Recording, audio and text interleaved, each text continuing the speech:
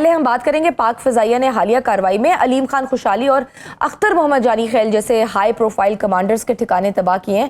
Intelligence based operation کا یہ جو نیا فیز شروع ہوا ہے، عسکری لحاظ سے یہ فتنۃ الخوارج کے کمانڈر اینڈ کنٹرول سسٹم کو کتنا بڑا دھچکا ہے اور کیا یہ وسیع ہونے جا رہا ہے؟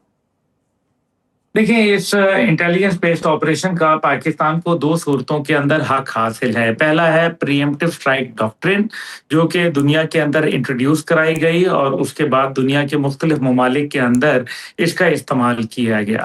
دوسرا ہے پاکستان کے پاس آرٹیکل 51 یونائٹڈ نیشن کے چارٹر کے مطابق اگر کوئی ملک آپ پر حملہ آور ہو تو آپ جوابی کارروائی کرنے کا مکمل حق رکھتے ہیں. اور پاکستان پہ جب رمضان شریف کے اندر یہ کارروائی کی گئی، ہماری تقریباً 16 پوسٹوں کے اوپر ایک وقت میں حملہ کیا گیا افغانستان کی جانب سے، تو پاکستان نے اس وقت سے یہ سلسلہ جاری اور ساری رکھا ہوا ہے. یہ سلسلہ ختم نہیں ہوا. عید کے اوپر ہم نے جذبہ خیر سگالی کے طور پر یہ آپریشنز بند کیے تھے، لیکن اس کے بعد سے پھر یہ گاہے بگاہے جاری رہتے ہیں.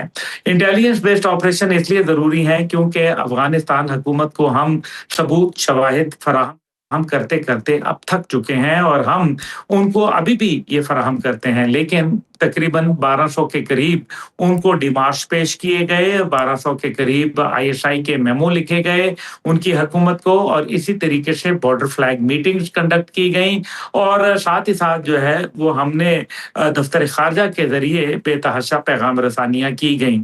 لیکن افغانستان حکومت جو ہے ہر بار لہت و لال سے کام لیتی ہے، وہ ماننے کے لیے تیار نہیں ہے. اور تحریک طالبان پاکستان اور اس طرح سے دیگر جو جماعتیں وہاں ISKP بیٹھی ہے، داعش بیٹھی ہے، اور ETIM بیٹھی ہے، اسی طریقے سے جماعت الاحرار بیٹھی بھی ہے، BLA اور مجید بریگیڈ بیٹھے ہوئے ہیں.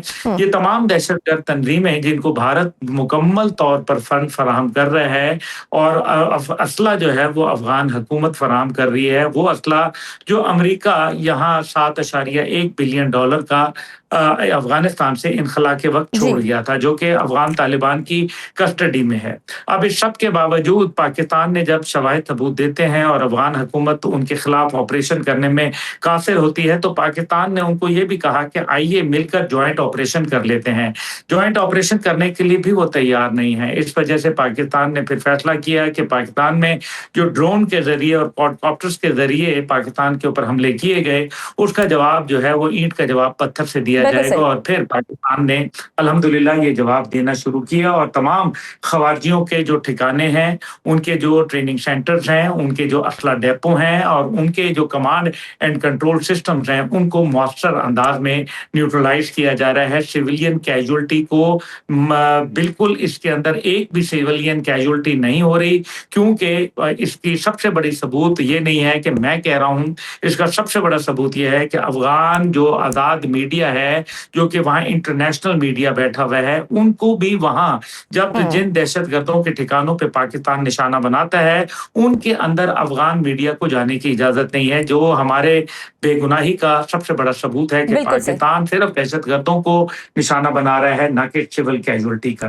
بالکل صحیح. سر، امریکہ ایران کی بھی ہم بات کرتے جاتے ہیں. ڈونلڈ ٹرمپ کا دعویٰ ہے کہ ایران نے ابنائے ہرمز میں امریکی اپاچی ہیلی کاپٹر مار گرایا، جبکہ ایران اسے ایک غیر ارادی حادثہ یا ڈرون ٹکراؤ کہہ رہا ہے.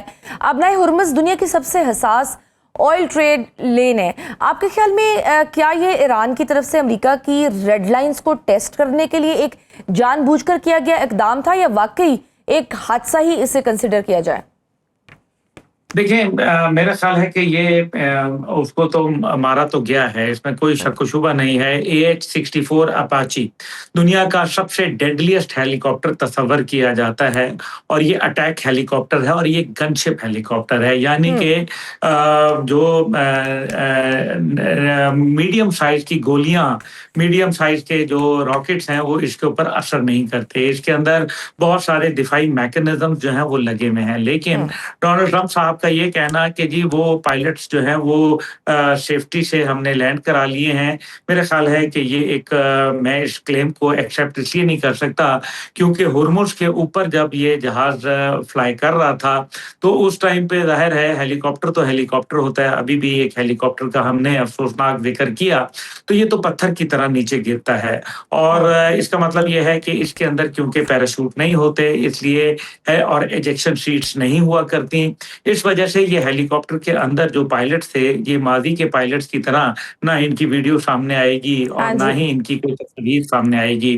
तो बिल्कुल। ईरान ने जो ये काम अभी किया है, इससे वो ये बताना चाहते हैं कि उनके पास अटैक हेलीकॉप्टर और दुनिया के state of the art helicopter गिराने की टेक्नोलॉजी मौजूद है, लेकिन क्योंकि इससे पहले मुख्तलिफ जगहों से ईरान के ऊपर हमले किए गए और हुँ। ईरान ने रिटेलिएट किया। इसलिए अब उर्दन के ऊपर, कुवैत के ऊपर जहाँ-जहाँ अमेरिकन बेसेस हैं, ईरान ने दोबारा रिटेलिएट किया। मेरे ख्याल में ये मामलात ठंडे करने की तो ज़रूरत है सर वे वरना जेडी वेस्ट जो कह रहे हैं कि मुआहिदा होने वाला है बहुत जल्द, एक तरह इधर देख रहे हैं कि अटैक्स हो रहे हैं, जवाबी कार्रवाइयाँ हो रही हैं, मिसाइल्स दागे जा रहे हैं, आप देख रहे हैं कोई ऐसा मुआहिदा जो वो कह रहे हैं कि ओबामा के दौर से भी बड़ा बेहतरीन होगा? डोनाल्ड ट्रंप साहब मेरे ख्याल में उनको छोड़ने की आदत हो चुकी है। वो बजाय अब अपने आप को एक मुदब्बर प्रेसिडेंट के तौर पर, एक ज़िम्मेदार मुल्क के प्रेसिडेंट के तौर पर मेरे ख्याल में अब अपने आप को एक मेरे ख्याल में लाफिंग स्टॉक बना रहे हैं, जो कि नहीं करना चाहिए। मुझे अफ़सोस होता है, अमेरिका एक बड़ा मुल्क है, एक बड़ी इकॉनमी है, दुनिया के लिए बड़ी खिदमत हैं उस मुल्क की और पाकिस्तान के साथ अच्छे ताल्लुकात हैं। लेकिन तकरीबन ये जब से जंग शुरू हुई है और उसके बाद जंग का खात्मा हुआ 12 अप्रैल के बाद से तकरीबन डोनाल्ड ट्रंप जो हैं वो कोई 38 से 39 टाइम्स गालिबन वो ये बात कर चुके हैं कि हम बिल्कुल मुआहदे के करीब हैं। अगर इस किस्म की बात वो रोज़-रोज़ करेंगे तो ज़ाहिर है फिर उनका वज़न नहीं रहेगा, जो कि नहीं रहा। बहुत शुक्रिया।